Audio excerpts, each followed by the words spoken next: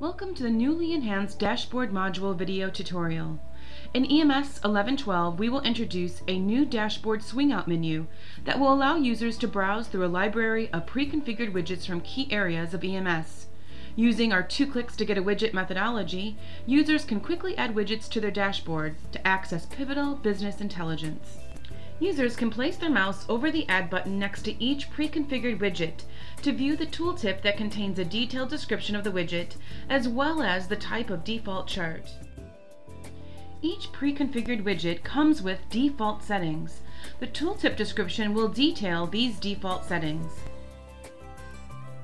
Clicking on the down arrow at the top of the widget header will display the menu options. Users can simply export the widget or expand the widget into a new tab for full viewing. If the user wants to change the default standard settings or turn on trending, click the Edit Trending menu option. This will take users into the widget playground, where they can make changes, preview the changes, or undo them. There are 2 radio buttons. The standard widget settings allows users to make changes to the default settings used in the pre-configured widgets. Users can change the time settings. For example, the default setting for spend by vendor is total spend by vendor for the current month. If you wanted to see the total spend by vendor for 2 months, simply select specific date under Date Options and enter the time range. Users can change the widget data by selecting different parameters. For example, if you just wanted the total spend for AT&T, select AT&T under the vendor parameter. Click Refresh to preview your changes. Notice how the graph changes. Now you can either save your modified widget to the dashboard or click Undo to erase the changes you've just made. You can refresh and undo as many times as you would like until you find the perfect widget settings. If users would like to view trending data for a particular pre-configured widget, click the Trending Widget Settings radio button. The options on the screen will change slightly. To change the widget to a trending one, first select the trending time duration of monthly or yearly, then enter your time range. For example, you would enter August 15th, 2012 through November 15th, 2012, or August 1st, 2012 through November 15th, 2012.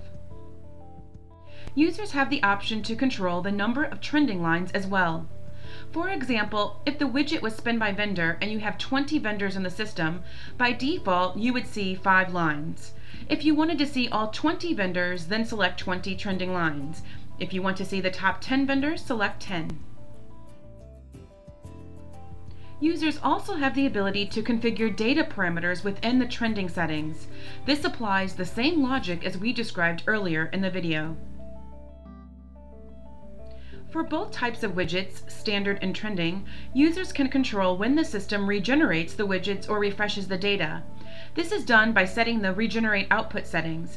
For example, if you wanted the widget data to refresh daily, set the status to active, interval to 1, and use the drop-down to select daily.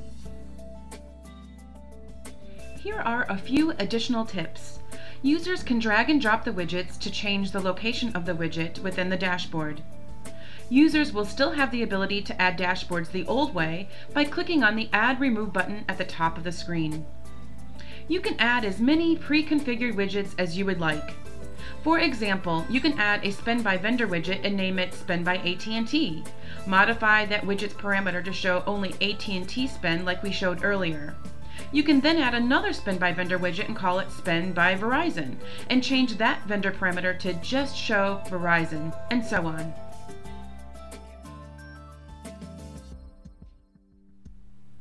Thank you for watching the Enhanced Dashboard Module video tutorial.